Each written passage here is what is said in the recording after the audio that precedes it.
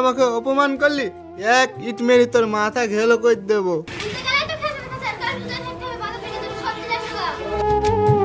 বাপ তুই অমন করিস কেন? বৌমা তো ঠিকই বলছে। না তো তুমি, আমি চললাম। বৌমা তুমি যাও, আমি দেখছি।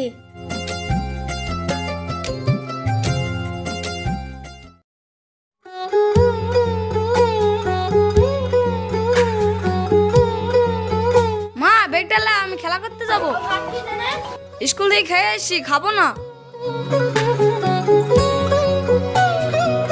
বৌমা তুমি না আদে শাড়িটা দিয়ে এলাও, আমি নমস্কার পড়িলি।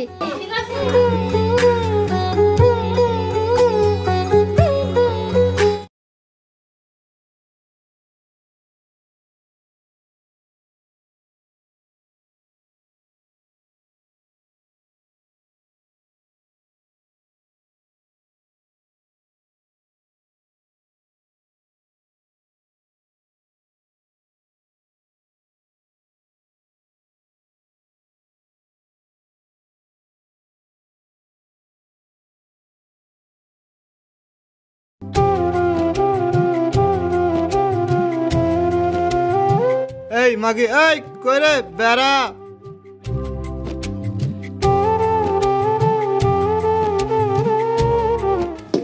তুমি আবার মদ খেয়ে এসছো? এই বকিস না তো, বেশি জ্ঞান দিবি না আমাকে। বৌমা কি হয়েছে গো? এই দেখেন মা, আপনার ছেলে আবার মদ খেয়ে এসছে। কে মদ খেয়েছে? আমি মদ খাইনি তো। তোর চেহারাতে বলছে তুই মদ খেয়েছিস, তুই কি আমাদের মান সম্মান কিছু থবি নি? এই খাসের জ্বালা আর সহ্য করতে পারছি না, আজকে আমি বাপের বাড়ি চলে যাবো। বৌমা আর বকো না, আমি দেখছি। এই যা ঘরে যা। বৌমা এক গ্লাস লেবুর পানি করে দাও গা। ঠিক আছে না, যাচ্ছি। বৌমা লেবুর পানিটা খাই দিয়ে আমার কাছে এসো, তোমার সাথে কিছু কথা আছে। ঠিক আছে।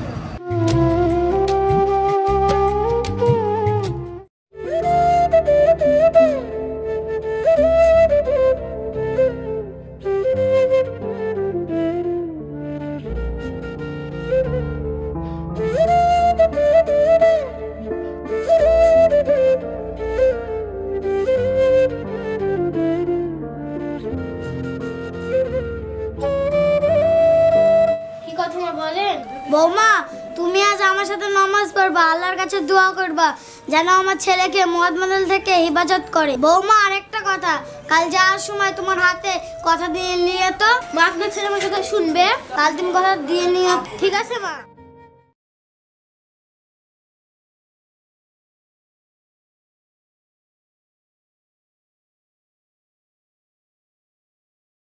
আল্লাহ তুমি আমার স্বামীকে ভালো করে দাও। এই রমজান মাসে মদ মাতালের পর থেকে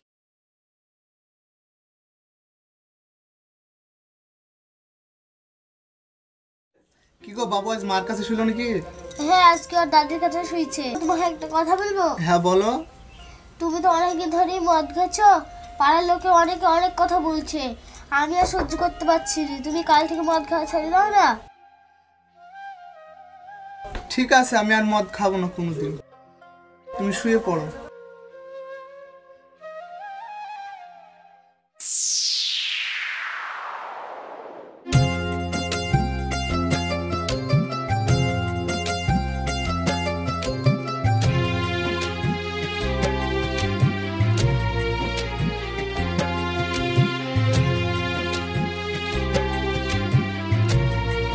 কি গো, টাইম হয়ে যাচ্ছে, বাজার থেকে একটু ফল আসো না।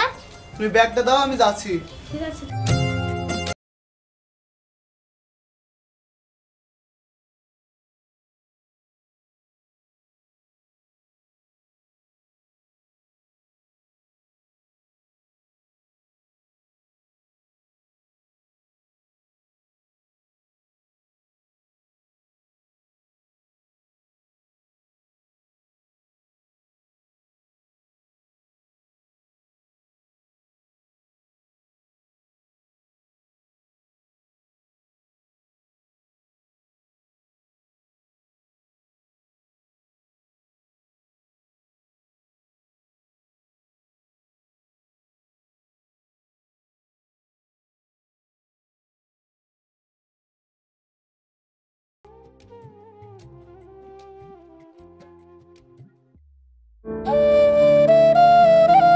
কই গো, ফলগুলো লাও।